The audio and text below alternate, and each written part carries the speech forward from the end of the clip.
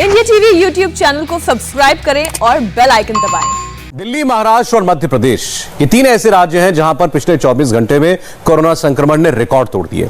इन तीन राज्यों के मुख्यमंत्री क्या कर रहे हैं, इसकी रिपोर्ट हमारे 3 ब्यूरो चीफ ने भेजी है। हालात विकराल है, स्थिति भयंकर है और इस वक्त जान बचाना सबसे बड़ी जरूरत है।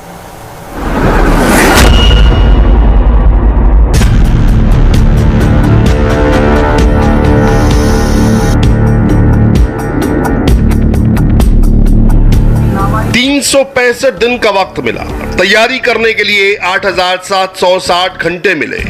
कोरोना वन का तांडव भी देख चुके थे, लेकिन पिछले 1 साल में दिल्ली कोरोना को लेकर कितनी तैयार हुई, उसका सच ये 4 तस्वीरें चिल्ला चिल्ला कर बयां कर रही हैं। देश की राजधानी दिल्ली में कोरोना मरीजों के लिए हॉस्पिटल में बेड नहीं है, मेडिकल ऑक्सीजन की किल्लत है। शमशान घाट और कब्रिस्तान की तस्वीरें देखने के बाद कुछ लिखने और कुछ बताने की जरूरत नहीं है।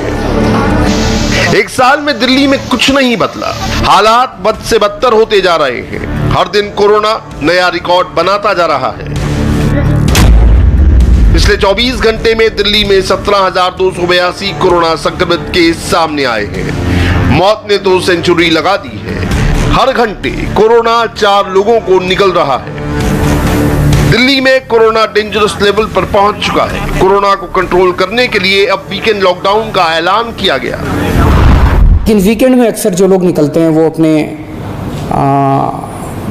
एंटरटेनमेंट के लिए या दूसरी एक्टिविटीज़ के लिए निकलते हैं, जो कि कर्टेल की जा सकती है, जो कि जिसके ऊपर अंकुश लगाया जा सकता है। उससे बहुत ज़्यादा लोगों को दिक्कत नहीं होनी चाहिए। इसीलिए चेन तोड़ने के लिए वीकेंड के ऊपर, ताकि लोग ज़्यादा संपर्क में ना आए, वीकेंड के ऊपर कर्फ्यू लगाया जा रहा है। लेकिन इस कर्फ्यू की वजह से जो एसेंशियल सर्विसेज हैं, मान लीजिए आपको अस्पताल जाना है, मान लीजिए आपको एयरपोर्ट जाना है, मान लीजिए आपको रेलवे स्टेशन जाना है। एक और भी बड़ी चीज़ है कि ये शादियों का सीज़न है और कई लोगों की ऑलरेडी शादी की डेट्स डिसाइड हो चुकी हैं, सब कुछ तैयारियां हो चुकी हैं। हम नहीं चाहते कि उनको किसी तरह की तकलीफ हो। ऐसे लोगों को जो एसेंशियल सर्विसेज हैं और ख़ासकर जो शादियां हैं, उनको हम कर्फ्यू पासेस देके उनको अलाउ करेंगे, उनका मूवमेंट हम अलाउ करेंगे। वो कर्फ्यू पासेस के अप्लाई कर सकते हैं और उनको जल्द से जल्द बिना किसी हैरेसमेंट के हम कर्फ्यू पासेस देंगे।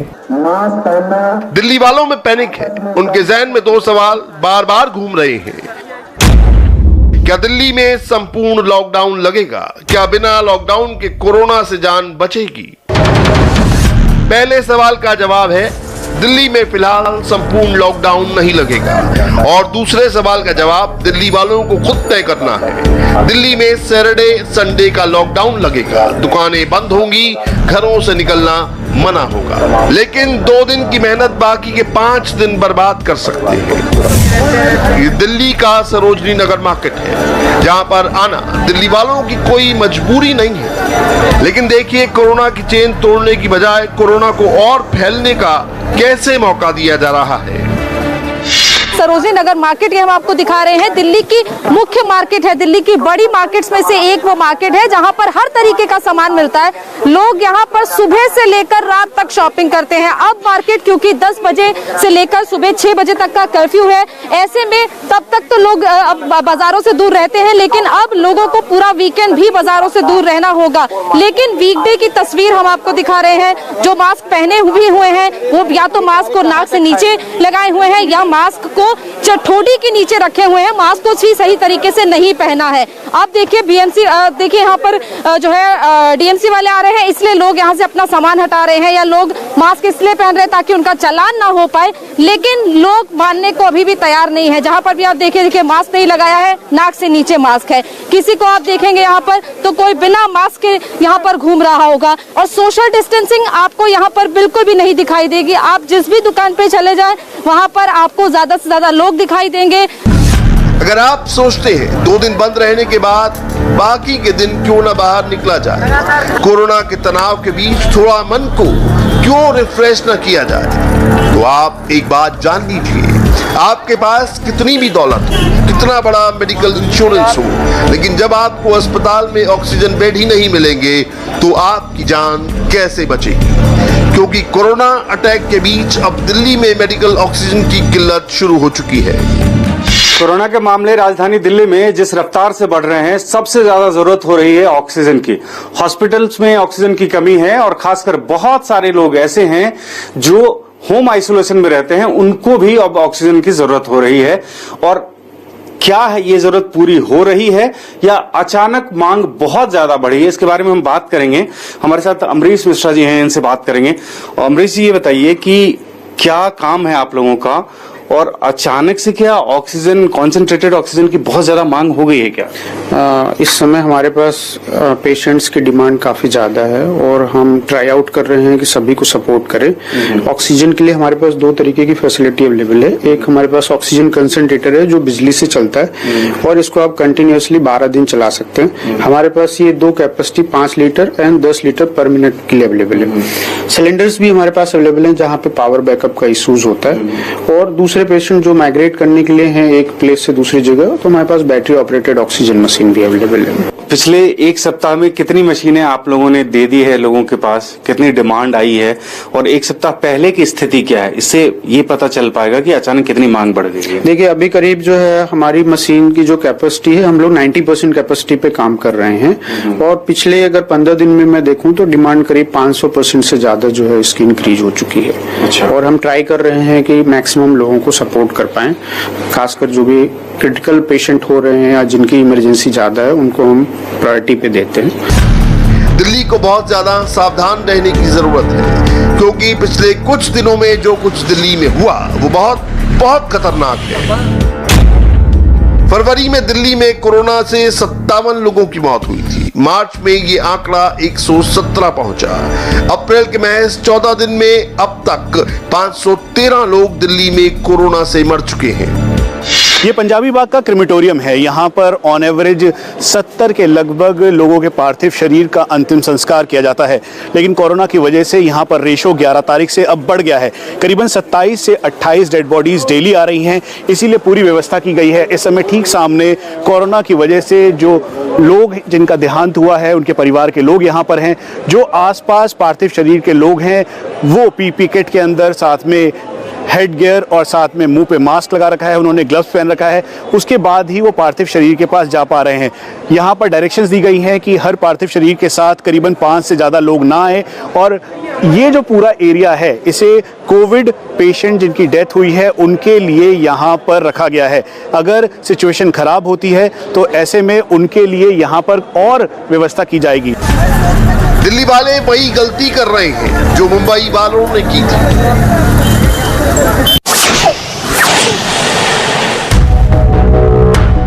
जब महाराष्ट्र में कोरोना पैनिक बटन दबा था तब वहां पर भी लोगों ने इस चेतावनी को सीरियस नहीं लिया था। महाराष्ट्र में भी पहले नाइट कर्फ्यू लगा, वीकेंड लॉकडाउन लगाया गया और आज महाराष्ट्र की क्या हालत है वो ये तस्वीर बता रही है। अस्पताल के बेड पर 2-2 मरीज लेटे हैं, दूसरे बेड पर भी 2-2 मरीज बैठे हैं, कोई कुर्सी पर बैठा, हर किसी को ऑक्सीजन दी जा रही है। ये महाराष्ट्र के अहमदनगर की तस्वीरें हैं। महाराष्ट्र में कोरोना का ग्राफ तेजी से बढ़ रहा है और ऑक्सीजन का लेवल डाउन हो रहा है। पिछले 24 घंटे में महाराष्ट्र में 58,952 केस सामने आए हैं, जबकि इस दौरान 278 लोगों की मौत हुई है। महाराष्ट्र में कोरोना से मौत के पीछे सबसे बड़ी वजह मेडिकल ऑक्सीजन की कमी है, क्योंकि कोरोना ऑक्सीजन लेवल एकदम गिरा देता है और जीवन बचाने के लिए ऑक्सीजन ही चाहिए। Presently, we are facing problems at almost all levels. अभी हमको हर स्तर पर समस्या का सामना करना पड़ रहा है। पिछले साल जुलाई से सितंबर तक सब कुछ नया था तो सब लोग कंफ्यूज थे, तब संसाधन कम थे, बेड कम थे। इस बार कोरोना बहुत तेजी से फैला है, इसकी वजह समारोह है, लोगों का आपस में मिलना जुलना है, इसे रोकना होगा। हम जो चुनौती देख रहे हैं वो बेड की कमी की वजह से है, रेमडेसिविर इंजेक्शन की कमी है और ऑक्सीजन की सप्लाई पर भी असर पड़ा है। And the provision of smooth oxygen supply. Medical oxygen की कमी क्यों हो रही है और इसके लिए कौन सी सरकार क्या कर रही है, आपको डिटेल में बताएंगे। लेकिन उससे पहले मुंबई में लॉकडाउन के बीच कैसी लापरवाही हो रही है वो देखना, उससे सबक लेना हर किसी के लिए बेहद जरूरी है। ये मुंबई का दादर बाजार है। जहां पर ना 2 गज की दूरी है, ना ही चेहरे पर मास्क है, ना कोरोना का खौफ है। महाराष्ट्र सरकार ने ब्रेक द चेन नाम से एक मुहिम शुरू की है, जिसके तहत पूरे राज्य भर में लॉकडाउन भी लगाया गया है और 144 जो है वो दिन भर लागू रहेगा। ऐसे में दादर सब्जी मंडी की तस्वीर इसके पूरी तरह विपरीत है। ये तस्वीरें हम आपको दिखा रहे हैं आज के दिन की, जबकि पूरे राज्य में जो है लॉकडाउन कल शाम से ही लगा दिया गया है। बावजूद इसके ये तस्वीरें बहुत कुछ कहती हैं, बहुत सारे बड़े सवाल खड़े करती हैं, क्योंकि जो तस्वीर हम आपको दिखा रहे हैं ये तस्वीर आज सुबह की है। हम आपको दिखा रहे हैं दादर सब्जी मंडी की धारा 144 जो है वो लागू की गई है। इसके तहत 5 से ज्यादा लोग किसी भी जगह पर इकट्ठे नहीं हो सकते। हालांकि राज्य सरकार ने सब्जी बेचने पर बिल्कुल भी रोक नहीं लगाई है। लोग जो है सब्जी बेच सकते हैं और बिना भीड़ किए जो सब्जी है वो लोग खरीदने भी आ सकते हैं, लेकिन इस तरह बाजार लगाना, भीड़ भाड़ करना, 5 से ज्यादा लोगों को इकट्ठा करना, उस पर पूरी तरह पाबंदी है। ऐसा ही हाल मुंबई के दादर रेलवे स्टेशन का है, लोकमान्य टर्मिनल का है, जो बहुत डरा रहा है। महाराष्ट्र के हॉटस्पॉट में सबसे पहला नंबर मुंबई का है, जहां पिछले 24 घंटे में करीब 10,000 से ज्यादा केस निकले हैं और 54 लोगों की मौत हुई है। दूसरे नंबर पर पुणे है, उसके बाद नागपुर का नंबर आता है। मुंबई में मौत का आंकड़ा हर दिन के साथ जैसे बढ़ रहा है, शमशान घाटों में अब वेटिंग तक शुरू हो गई है। मुंबई के शमशान घाटों में लगातार कोरोना से मरने वाले मरीजों की तादाद बढ़ते जा रही है। शमशान घाट में नौबत ये हो गई है कि कई सारे लाश इंतज़ार कर रहे हैं ताकि उनका नंबर आए। इस वक्त हम सायन के एक ऐसे ही शमशान घाट पर है। यहाँ पर आप सामने जो एक एम्बुलेंस देख रहे हैं, इस एम्बुलेंस में 2 शव है और दोनों ही इन लोगों की मौत कोरोना से हुई थी। साथ ही में एक और आगे एक एम्बुलेंस में आपको दिखाना चाहूँगा, उस एम्बुलेंस में भी जो है एक शव है, उसके आगे भी एक और एम्बुलेंस है, उसमें भी एक शव है। तो ऐसे कुल 3 एम्बुलेंस यहाँ पर खड़े, जिसमें 4 शव वेटिंग पर है और उसके अलावा 6 अन्य जो जिन लोगों की मौत हुई है, 6 चिताएं यहाँ पर जल रही है। हमारे साथ यहाँ पर जो एम्बुलेंस के ड्राइवर है उनसे हम बात करेंगे। आप भाई साहब यहाँ पर आइए, आप मुझे बताइए यहाँ पर आप कौन से अस्पताल से आए हैं? बीकीसी से। अच्छा, या एक एम्बुलेंस में एक ही शव आता है, लेकिन 2 शव क्यों आए हैं आप? केसेस ज़्यादा हो रहा है, बहुत ज़्यादा जन मर रहे हैं। हमें 24 घंटे ड्यूटी 2 बॉडी लेके आना पड़ रहा है। क्या करें, पूरा हॉस्पिटल फुल है। अच्छा, तो हम लोग 24 घंटा दौड़ना पड़ता है। हम लोग दिन में 10-10 बार बॉडी मार देते हैं। क्या करेंगे, हर शमशान फुल है, किधर जाएंगे? क्या करें, किधर जाएं? मेडिकल वर्कर्स के पास बस यही सवाल बचे हैं।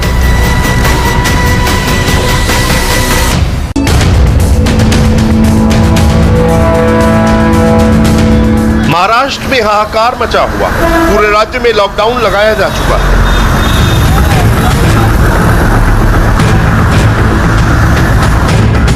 महाराष्ट्र में उद्धव ठाकरे की सरकार है, लेकिन उन्हीं के नेता संजय राउत कर्नाटक के बेलगावी में जाकर क्या कर रहे हैं, जरा वो भी देखिए।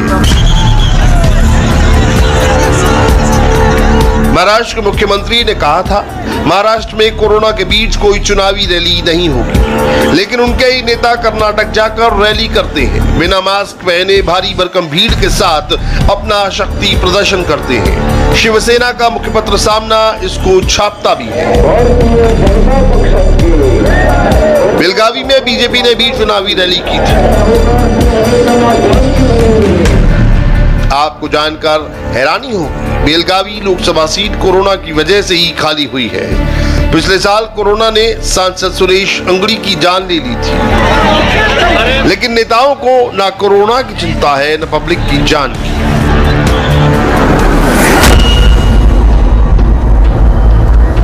जो गलती मुंबई ने की और दिल्ली कर रही है, ऐसा कुछ मध्य प्रदेश ने नहीं किया, लेकिन मध्य प्रदेश के कस्बे गांव-गांव तक कोरोना पहुंच गया है। जहां तक ऑक्सीजन सिलेंडर, रेमडेसिविर इंजेक्शन, सही वक्त में दवाई पहुंचाना सबसे बड़ा चैलेंज बन गया है। इसीलिए अब सारे हेलीकॉप्टर्स को इस मिशन में लगा दिया गया है।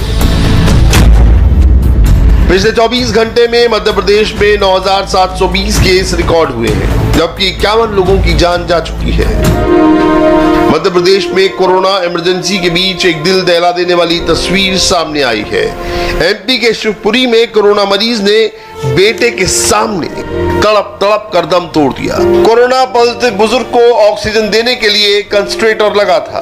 रात 10 बजे अस्पताल के स्टाफ ने ऑक्सीजन पोर्टेबल यूनिट हटा दी। सुबह करीब 5 बजे बुजुर्ग तड़पने लगे। इस बीच उनका बेटा डॉक्टरों को पुकारता रहा, लेकिन कोई नहीं आया। आखिरकार बेटा उन्हें कंधे पर लाद कर आईसीयू में ले गया, लेकिन तब तक उनकी मौत हो गई।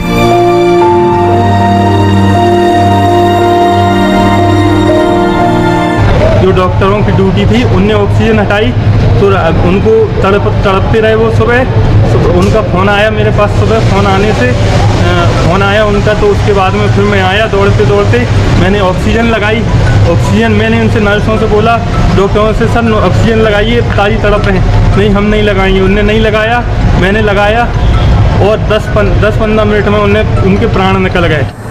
मध्य प्रदेश में ऑक्सीजन पर बड़ा फैसला किया गया है। सरकार ने 13 जिलों में नए ऑक्सीजन प्लांट खोलने की घोषणा की और ऑक्सीजन सप्लाई को बढ़ाने पर खास ध्यान दिया जा रहा है। मध्य प्रदेश सरकार का दावा है कि उसने ऑक्सीजन की उपलब्धता 130 मीट्रिक टन से बढ़ाकर 267 मीट्रिक टन कर दी है, यानी 2 गुना ऑक्सीजन सप्लाई बढ़ा दी गई। लेकिन डिमांड इससे भी 2 गुना ज्यादा है। हम इस ऑक्सीजन के परिवहन के लिए युद्ध स्तर पर टैंकरों की व्यवस्था कर रहे हैं। अभी तक निजी स्रोतों से 5 टैंकर हमको मिल गए हैं। जो अब तक हम ऑक्सीजन ला रहे थे उनके अतिरिक्त है, जिनसे 132 मीट्रिक टन ऑक्सीजन की सप्लाई में मदद मिलेगी और हम ऑक्सीजन सप्लाई कर सकेंगे। ऑक्सीजन की प्रदेश में पर्याप्त उपलब्धता बनी रहे, इसके लिए लगातार मैं भारत सरकार के संपर्क में हूं और वहां से पूरा सहयोग किया जा रहा है। इससे पहले इंदौर एयरपोर्ट पर रेमडेसिविर इंजेक्शन की एक बड़ी खेप पहुंची। इसमें 200 बॉक्स में 9,264 इंजेक्शन है। इन्हें 6 हेलीकॉप्टर और स्टेट प्लेन से राज्य के जिलों में भेजा जा रहा है।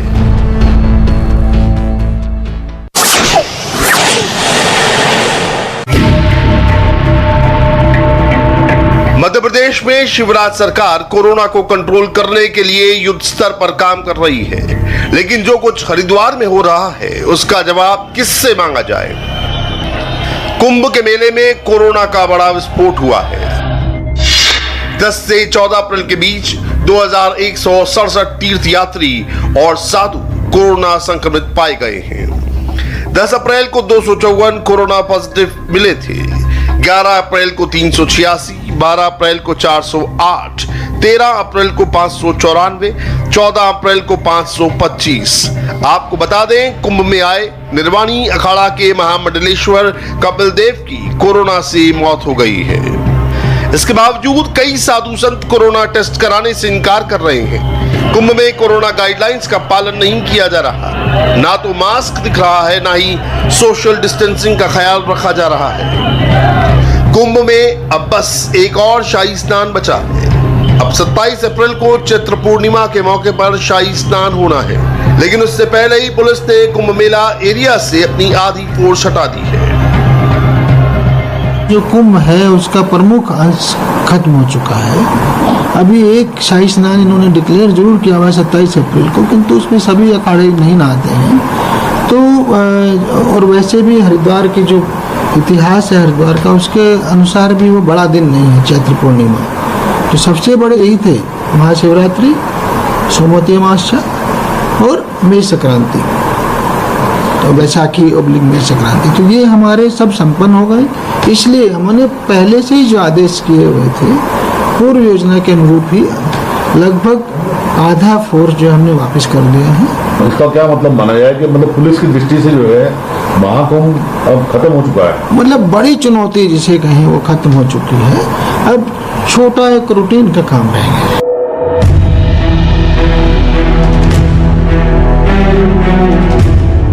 हरिद्वार में जो हो रहा है वो चिंताजनक है, लेकिन बंगाल में जो चल रहा है उसको क्या कहा जाए।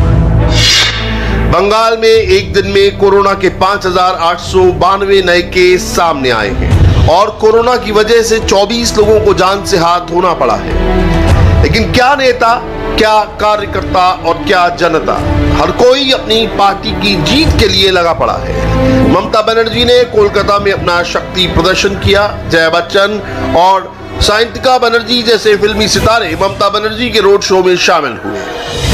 कोरोना खतरा है, लेकिन कोरोना से लापरवाही उससे ज्यादा खतरनाक है। बंगाल की तस्वीरें कोरोना बम का काउंटडाउन है। अगर ये बम फटा तो बंगाल में जीत किसी को भी मिले, कोरोना से जनता जरूर हार जाएगी। नमस्ते, मैं हूं मीनाक्षी जोशी। वीडियो और खबरों से अपडेट रहने के लिए India TV YouTube channel subscribe करें, बेल आइकन दबाना ना भूलें। जुड़े रहें इंडिया टीवी के साथ।